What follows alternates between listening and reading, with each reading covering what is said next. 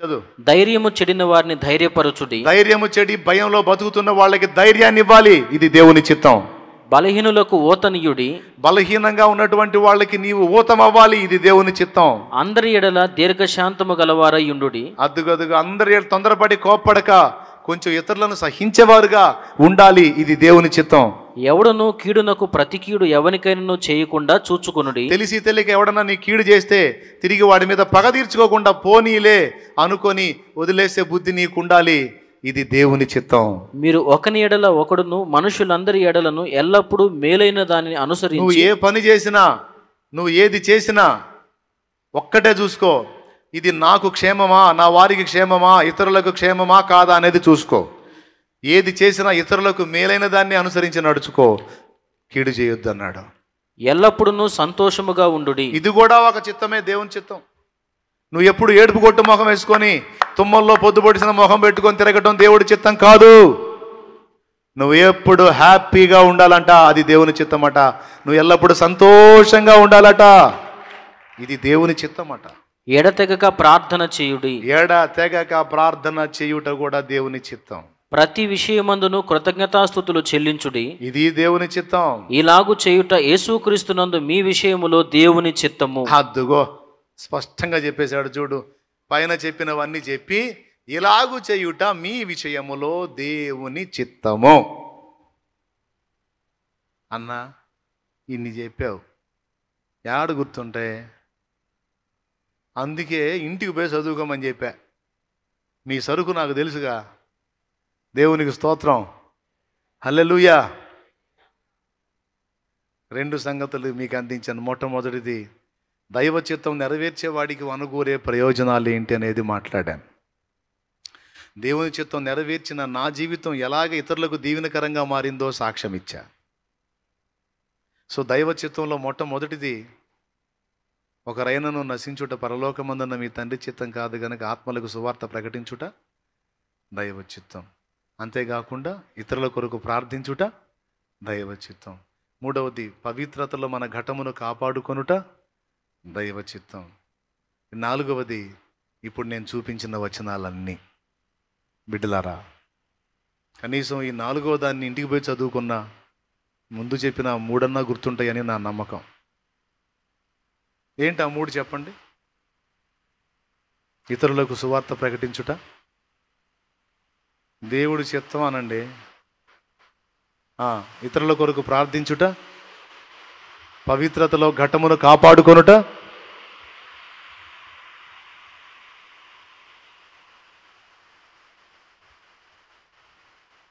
నాలుగవది 5వ అధ్యాయం 12 నుంచి 18 వచనాలు. తెలివిగల వాళ్ళు ఇవన్నీ చదువుకుంటారు, చదువుకొని చూసుకుంటారు.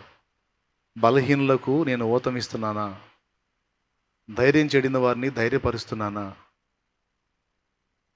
నన్ను రక్షణలోకి నడిపించిన వాళ్ళని కనీసం గుర్తు చేసుకుంటున్నానా? నాకు పరిచర్య చేస్తున్న వారిని కనీసం ప్రోత్సహిస్తున్నానా? ఇంతమంది కూర్చుంటారా? వాళ్ళు వచ్చి ప్లేట్లు వడ్డించి కాలే సాంబారు అన్నం వడ్డిస్తే శుభ్రంగా తిని అధికారులు పోయినట్టు పోతారు. కానీ అమ్మా చాలా బాగా పరిచర్య చేస్తున్నారా తల్లి, అన్నా భలే పరిచర్య చేస్తున్నారన్నా, దేవుడు మిమ్మల్ని దీవించాలన్నా అని ఒక్కసారి అన్నారు. ఎంతమంది అన్నారు? చేతులు ఎత్తండి. అబద్ధాలు ఆడితే దేవుడు చూస్తుంది, మీ ఇష్టం. దించండి. అన్న మేము తిన్నాం కానీ అనలేదన్న వాళ్ళు చేతులు ఎత్తండి. వాళ్ళు వడ్డిస్తే శుభ్రంగా తిన్నాం కానీ అనలేదు, మరి అనొద్దండి. అంటే ఏమన్నా సొమ్ము పోయిద్దా? ఏమన్నా 100 రూపాయలు ఇస్తున్నావు తీసేమన్నా? ఏమండి, కష్టపడి నీకు ఉపచారం చేశారే, మెచ్చుకుంటే ఏం మునిగిద్దండి? ఒక్క అమ్మాయితోను చెల్లి బాగా కష్టపడ్డారమ్మా, బాగా కష్టపడుతున్నారా మీరు, నిజంగా మీరు చేస్తున్నారా, మీకు ఏం చేయలేకపోతున్నామమ్మా మేము అను,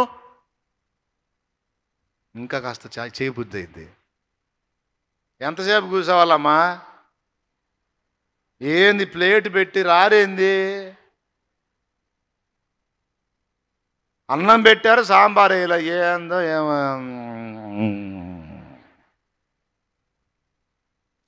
అని సనుగుళ్ళు గొనుగుళ్ళు తప్ప ఎప్పుడన్నా కాస్త ఒక్కరన్నా మెచ్చుకున్నారు? ఇవాళ మెచ్చుకుంటారు, నాకు తెలుసులే, చెప్పాను కదా. ఇవాళ వద్దన్నా మెచ్చుకుంటారు, ఎందుకన్నా మంచిది అన్న చెప్పాడని.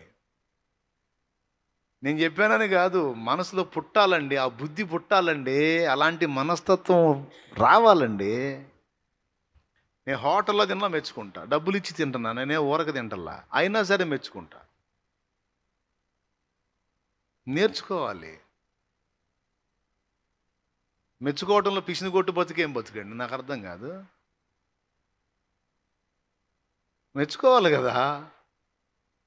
నేను ఇంతగా కష్టపడుతున్నాను, ఎప్పుడన్నా ఒకసారి అన్నా, చాలామన్నా మా కోసం చాలా కష్టపడుతున్నాం అన్నారు మీరా? అన్నారా? నాకు వినపడలేదులే. మన్నన చేసి అన్నాడు. మీరేం మెచ్చుకోవద్దులే కానీ జాగ్రత్తగా ఉండండి, నాకంతే 10,000 10 కోట్లు మీరు భద్రంగా ఉంటే నాకు అంతే చాలు. రోజు మీకోసం వేడుకుంటా తండ్రిని, రోజు వేడుకుంటా, నా కోసం మీరు కూడా చేస్తారని తెలుసు. నాకు అంతే చాలు. నన్నేం మెచ్చుకోపోయినా మీకోసం కష్టపడ్డాళ్ళని. ఆ చెప్పులు ఇచ్చే వాళ్ళని ఎప్పుడన్నా మెచ్చుకున్నారు? అయ్యా ఎంతసేపు నిలబడాలి? వాళ్ళకి ఆమెకి ఇచ్చావు, ఏమకి ఇచ్చావు, ఆయనకి ఇచ్చావు, నాకు ఇది ఆఫీసర్లలాగా, చెకింగ్ ఆఫీసర్లలాగా వచ్చి పెత్తనాలు చేసి గోల్ చేయటం తప్ప, పసిబిడ్డలు అయ్యి చిన్నోళ్ళు పెద్దోళ్ళు ఏం కర్మ మీ చెప్పులు చేత్తో పట్టుకోవాలని వాళ్ళకి? నువ్వు పట్టుకుంటావా ఇంకొకటి చెప్పులు చేత్తో? పట్టుకుంటావా? మరి నువ్వు కాళ్ళకి ఏదో చెత్త చెదారం దొక్కొచ్చిన చెప్పులు తీసుకొస్తే నీట్గా తీసుకొని అక్కడ భద్రం చేసి ఇస్తున్నారే, ఎప్పుడన్నా మెచ్చుకున్నా? అందుకే వాళ్ళు కూడా పట్టించుకోవట్లే, ఎక్కడో పెట్టుకొని పోండి, మీరే పారేసుకొని పోండి అంటే చివరికి ఒక్కొక్కరికి ఒక చెప్పు దొరుకుతుంది, ఒక్కొక్కళ్ళకి ఒక చెప్పు దొరకట్లా.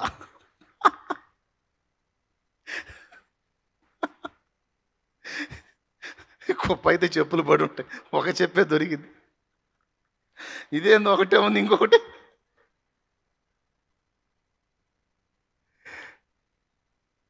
కష్టపడేవాడిని గుర్తించాలి కదండి. మరి బాబా నువ్వు కష్టపడుతున్నావు నాయన, నిజంగా నేనైతే పట్టుకోలేనయ్యా, నువ్వు ఎంత బాగా చెప్పులు అందిస్తున్నావు బాబు, దేవుని ప్రేమయ్యా ఇది, నిజంగా మీరు గొప్పోళ్ళు అయ్యా అని ఒక మాట. ఏనాడన్నా ఎగబడి తీసుకోవటం, తొందరగా ఈగిపోతే తగాదాడటం, సనగటం కొనగటం తప్ప వాళ్ళని ఎప్పుడు మెచ్చుకున్నారండి? ఆ మాట చెప్పాడు, దేవుడి చిత్తం అంట కష్టపడ్డాళ్ళని గుర్తించి వాళ్ళ కష్టాన్ని ప్రశంసించి మాట్లాడటం.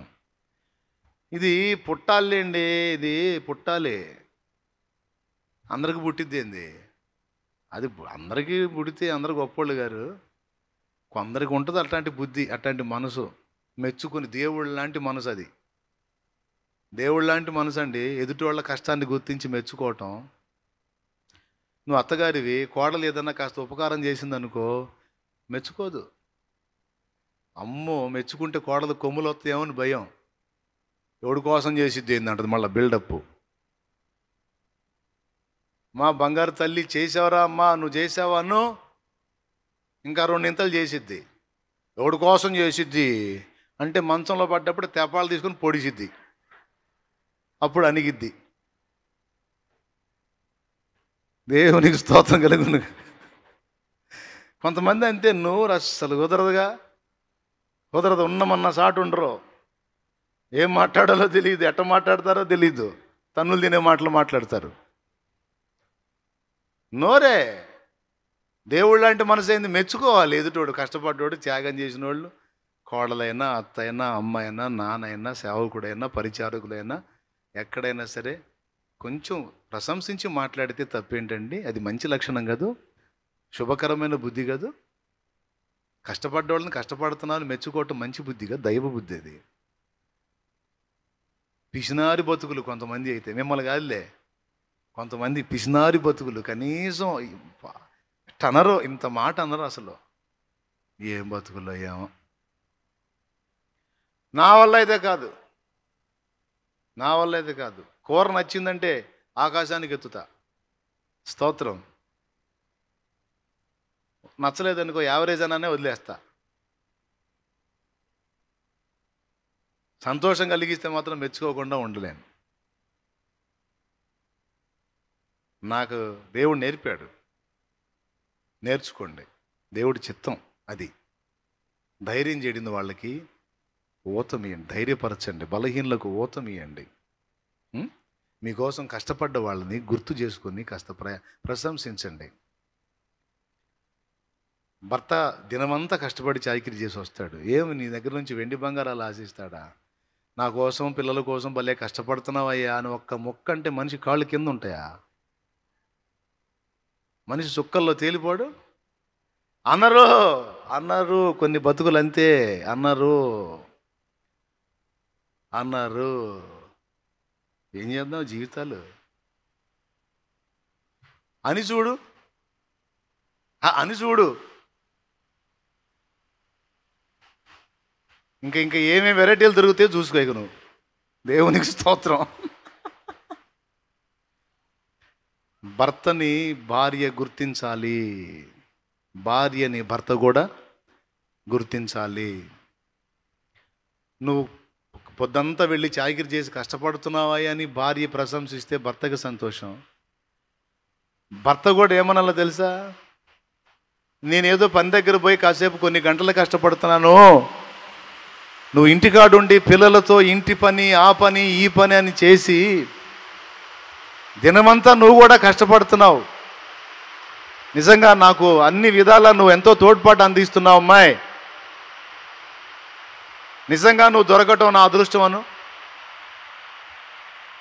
రోజు 2 కూరలు చేసే మనిషి 4 చేసిద్ది. శుభ్రంగా ఆ దొండకాయ బెండకాయ వంకాయ ఫ్రైలు చేసి పెట్టిద్ది. చేసిందంత అప్పనంగా తింటమే కానీ ఎప్పుడు మెచ్చుకునే బతుకుండదు కొంతమందికి. మిమ్మల్ని కాదులే, మిమ్మల్ని ఆ మెచ్చుకొని బతుకుల్ని చెబుతున్నాను నేను. అనరు, అనాలి. ఇది దేవుని చిత్తం. నాకు తెలియదు, అక్కడ రాసి ఉంది. మన్నన చేసి అంటే అర్థమైంది ప్రశంసించి మర్యాద ఇచ్చి. వినపడుతుందా? వాన సౌండేనా? ఎంతమందికి వినపడుతుంది? చేతులు ఎత్తండి బాబా. పిల్లల్ని పెద్దలు మెచ్చుకోవాలి, పెద్దల్ని పిల్లలు ఘనపరచాలి. ఇది దేవుని చిత్తము. ఇలా చెప్పుకుంటూ కిందికి వస్తే ఎడదెగక ప్రార్థన చేయటం, ఎల్లప్పుడూ కృతజ్ఞతలు చెల్లించటం, ఎప్పుడు ఏడుపు కొట్టు మొహం వేసుకొని తిరగటం దేవుడి చిత్తమా? ఏడుపు కొట్టు మొహం కాదు, ఎల్లప్పుడూ సంతోషముగా. కొంతమంది ఫేసులు చూస్తే చూడాలనిపించింది. ఎందుకు? ఎప్పుడు చిరునవ్వు ఉంటుంది ముఖం మీద, చిరునవ్వు ఉంటుంది. కొంతమంది ముఖాలు చూస్తే పొరపాటును చూసా నీ మనిషికి వెళ్ళి అనిపించింది. స్తోత్రం. కొంతమంది లేడీస్ ఉంటారు, కొంతమంది జెంట్స్ కూడా ఉంటారు. ఎప్పుడన్నా చూడు, దేవుని బట్టి ప్రశాంతత, చిరునవ్వు. దేవునికి మహిమ కలుగునుగాక. హల్లెలూయా. ఏమంటే నా ముఖం ఎట్లా ఉంటుందండి? ఉంటుందా? నవ్వు ఉంటుందా ముఖాన? ఏడుపు కొట్టు ముఖం వేసుకొని ముఖం నాకు ఇష్టం ఉండదు. నేను నవ్వుతా, నాకు చిరునవ్వే ఇష్టం. మీరు కూడా అలా నవ్వుతా దేవుళ్ళు ఆనందంగా ఉంటాం నాకు ఇష్టం. బాధలు నాకున్నాయి, మీకున్నాయి, కానీ బాధలతో పాటు యేసు ఉన్నాడుగా. లేకపోతే కదా మనం కృంగిపోవాలి. ఉన్నాడు కాబట్టి చింత లేదు. కాబట్టి ధైర్యంగా ముందుకు సాగుదాం. ఇది దేవుని చిత్తం. కాబట్టి సవివరంగా దేవుని చిత్తం వల్ల వచ్చే ప్రయోజనాలు ఏంటో చెప్పాను. ఏది దేవుని చిత్తమో కూడా మీకు కొంత వివరించాను. ఆలోచించండి, దేవుని చిత్తంలోకి రండి, దేవుని ముందు అడగండి. నా ఇష్టము కాదు, నా ఇష్టాలన్నీ నెరవేర్చడానికి నువ్వేమన్నా నాకు పనోడివా దేవా? నువ్వేమన్నా నాకు బానిసవా? నువ్వు మా నాన్నవయ్యా, నువ్వు మా నాన్నవి. కాబట్టి నీ ఇష్టం ఏదో చెప్పు నాయనా, ఆ ఇష్టం నన్ను నెరవేర్చని, నీ చిత్తమే నాలో జరగని, నీ సంకల్పమే నాలో నెరవేరని నువ్వేమనుకున్నావో అవి నా జీవితంలో జరగాలయ్యా. నేను అనుకున్నాయి కాదు.